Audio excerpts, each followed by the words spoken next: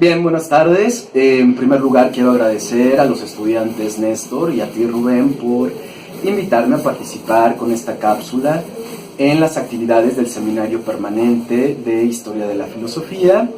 Y pues en esta ocasión voy a tratar de explicar cómo podemos establecer la relación entre el lenguaje natural y el lenguaje formal. Primero voy a contextualizar la relevancia filosófica de esta pregunta y posteriormente voy a hablar sobre tres alternativas que podemos seguir para dar una respuesta sobre esta relación. Un problema filosófico muy interesante es explicar cómo a partir de ciertos sistemas lógicos y ciertos sistemas matemáticos es posible ofrecer información importante para explicar tanto relaciones como propiedades de objetos y de hechos de naturaleza no lógica y no matemática. Sin pretender exponer en este momento alguna propuesta constructiva respecto a la naturaleza del conocimiento de la lógica y de la matemática que incluya esta propiedad aplicativa, es un hecho que la aplicabilidad, el problema de la aplicabilidad puede incluir al inicio de su análisis una respuesta sobre la relación existente entre los lenguajes naturales y los lenguajes formales. Pero además existen dos razones importantes por las cuales esta pregunta parece ser que es filosóficamente interesante. Una tiene que ver con un carácter o tiene un carácter didáctico y la otra tiene un carácter argumentativo. Respecto al punto didáctico, sabemos que habemos profesores y estudiantes que no tenemos muy claro cómo se conectan los conocimientos de la lógica y de la matemática a otros campos del conocimiento, y en particular a la filosofía. Y es por eso que es necesario establecer claramente cómo se puede dar una relación entre estos campos científicos. Y otro aspecto adicional que me parece que también es muy importante es que en los contextos cotidianos, cuando nosotros hacemos uso de los lenguajes naturales, sabemos que podemos construir lo que conocemos como razonamientos deductivos de corte ordinario, donde además incluimos fragmentos del lenguaje lógico o lenguaje matemático para, por ejemplo, hacer una defensa de nuestras propias creencias. Entonces, ya sea por una respuesta constructiva sobre la naturaleza del conocimiento lógico o por una razón didáctica sobre la relación entre campos de conocimiento o una cuestión argumentativa sobre cómo es que podemos conciliar el lenguaje matemático y lógico con nuestros lenguajes en la vida cotidiana, la pregunta sobre la relación entre lenguaje ordinario y lenguaje formal es importante. Bien, ahora, en esta cápsula rápidamente hablaré de tres alternativas que podemos considerar si nuestra intención es ofrecer algunas respuestas a la pregunta anterior. El lenguaje natural se relaciona con el lenguaje formal, ya sea en primer lugar por lo que podemos llamar exhibición, en segundo lugar por lo que conocemos como reemplazo o sustitución y por último por representación. Veamos el primer caso. Cuando nosotros hablamos de exhibición, decimos que un lenguaje formal revela características o propiedades de ciertos fragmentos de nuestros lenguajes naturales.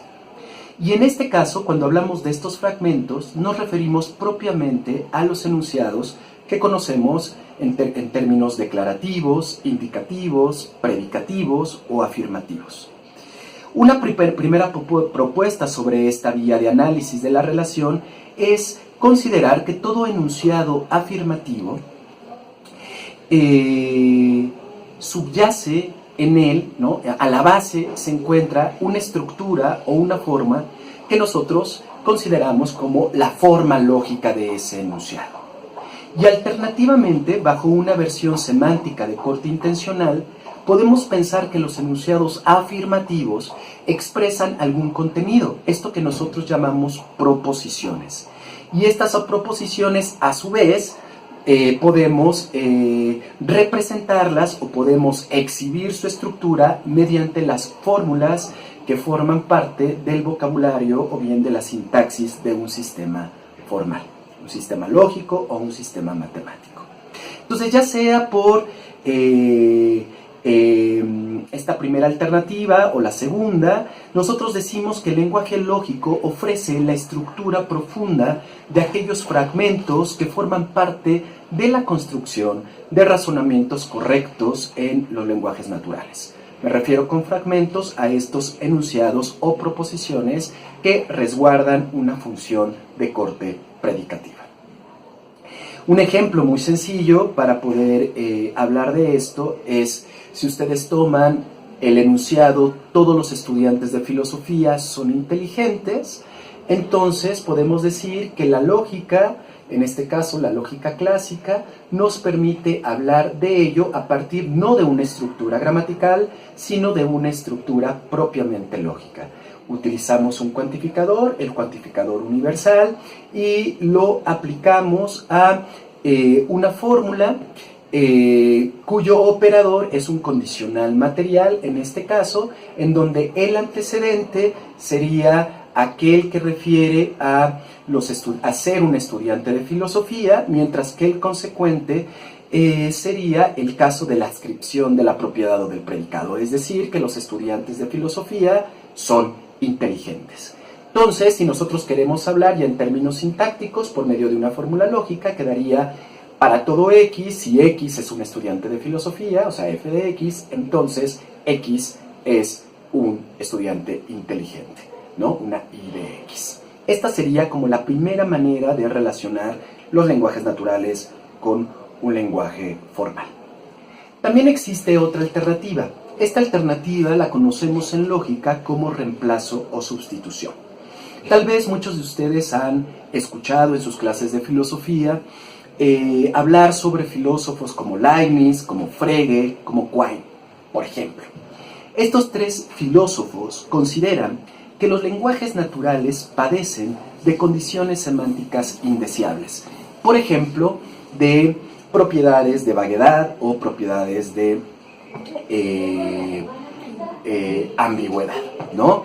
Entonces, para ellos es muy importante que la lógica sea un instrumento o una herramienta, por decirlo así, que purifique, que filtre a nuestras afirmaciones del lenguaje natural y que éstas queden listas para poder contribuir con el desarrollo de una teoría tanto en la ciencia como en la filosofía.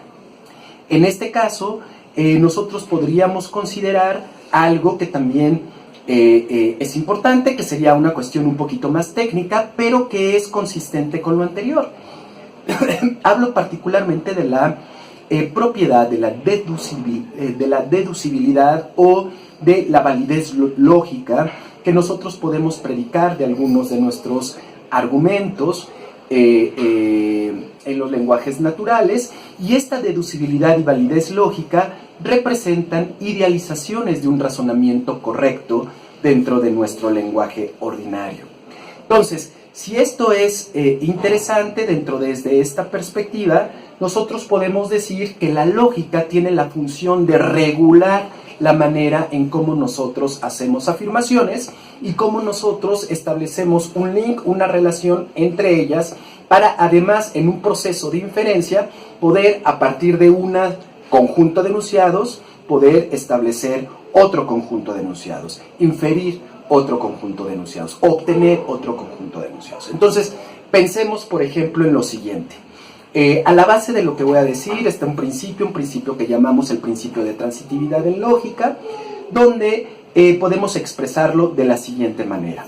Si nosotros decimos que A implica B, y además decimos que B implica C, y además decimos que C implica R, entonces al final lo que estamos diciendo es que A implica R, ¿no? Entonces esto se podría perfectamente formular aquí en el pizarrón, y este esquema lógico, que a la base, repito, parece ser altamente consistente con el principio de transitividad de la lógica clásica, nos permite regular instancias de cómo nosotros vamos razonando y relacionando algunos enunciados en el contexto no formal.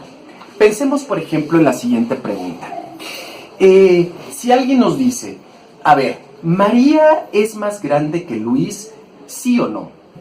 Y nuestro interlocutor contesta, bueno, mira, lo que yo tengo entendido es que María es más grande que Juan, Juan es más grande que Luisa, y Luisa es más grande que Luis. Por lo tanto, creo, nos dice esta persona, que en efecto, María es más grande que Luis. Para que nosotros podamos decir que este razonamiento elaborado en nuestros lenguajes naturales tenga una regulación lógica, es posible que la primera fórmula, la que les dije anteriormente, que a la base está el principio de transitividad, permita regular y blindar lógicamente esta expresión y en efecto tener la posibilidad de decir, en efecto, María es más grande que Luis. Entonces, el reemplazo o la sustitución tiene que ver con quitar todo aquello que nuestras afirmaciones en lenguaje natural no nos dicen mucho, no nos dan información, no tiene relevancia epistémica sobre el punto que estemos tratando, y quedarnos exclusivamente con aquellos fragmentos o aquellas partículas que nos dan información relevante sobre del tema que estemos hablando, pero además que nos permitan identificar cuáles son los compromisos que nosotros tenemos, compromisos lógicos, al afirmar lo que afirmamos. Otra ruta es una ruta que nosotros llamamos representación y que se relaciona mucho con la sustitución y el reemplazo. Esta representación trata a la lógica o a los sistemas lógicos o los sistemas matemáticos como una suerte de idealizaciones de nuestras afirmaciones en los contextos ordinarios.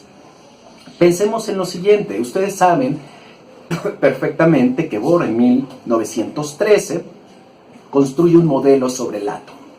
Un modelo, una especie de una maqueta, en donde intenta representar el conjunto de relaciones que tienen los electrones en sus órbitas estables alrededor de un núcleo y trata de representar el conjunto de relaciones adicionales que tienen estos electrones para dar cuenta de lo que sería un átomo en física como tal, como fenómeno físico o objeto físico como tal. Entonces, por una parte tenemos una representación macro de un fenómeno micro en la física, pero por medio de la manipulación, en la elaboración de esta maqueta dentro de una perspectiva macro de explicación, podemos obtener ciertas explicaciones, ciertas consecuencias favorables para explicar el fenómeno físico que nos interesa. Bueno, algo así pasaría con la lógica y con los lenguajes naturales respecto a esta línea de representación que une o que explica la relación entre el lenguaje lógico, el lenguaje matemático, con el lenguaje ordinario. Nuestro lenguaje lógico no es otra cosa más que un modelo, una idealización, una representación de la manera en cómo nosotros afirmamos y construimos razonamientos. Pensemos, por ejemplo, en un dilema constructivo. Como ustedes saben, un dilema constructivo es aquel esquema válido que nos permite, a partir de tres tipos de enunciados, de tres tipos de proposiciones lógicas, afirmar uno adicional. Perdón, me parece que son cuatro. Por ejemplo, reconstruyo rápidamente el dilema constructivo. Nosotros, la primera premisa sería un enunciado que está unido por el operador de la disyunción, y entonces tenemos P o Q. Posteriormente, a cada uno de los disyuntos decimos que implica una afirmación adicional. En este caso, P implicaría R y Q implicaría S. Entonces, si esto se cumple, si nosotros aceptamos estas relaciones, donde no sabemos qué quiere decir P, qué quiere decir Q, qué quiere decir R, qué quiere decir S, pero sí sabemos las relaciones lógicas que se establecen a partir de sus operadores, podemos obtener como conclusión un enunciado que funcione como una nueva disyunción, es decir, R o S. Este dilema constructivo, como cualquier otro esquema lógico, desde la vía de la representación, no es otra cosa más que una idealización de un argumento que puede ser una instancia, un ejemplar, ¿no?, de este modelo, de esta idealización. Pensemos, por ejemplo, en el siguiente caso, que correspondería a este modelo del dilema constructivo.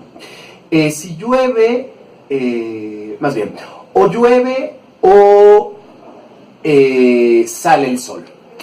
Después decimos, si llueve, entonces llevaré un suéter. Si sale el sol, entonces me iré únicamente con una playera. Por lo tanto, puedo inferir que o bien me llevo suéter o bien me iré con una playera. Si nosotros identificamos, aún no sabiendo lógica, este tipo de argumento y después con un entrenamiento lógico, vemos que existe un modelo donde incluso la validez funciona como una idealización de este tipo de instancias, entonces podemos asegurarnos que en los términos del lenguaje natural estamos haciendo razonamientos deductivos, aunque sea en el estadio ordinario.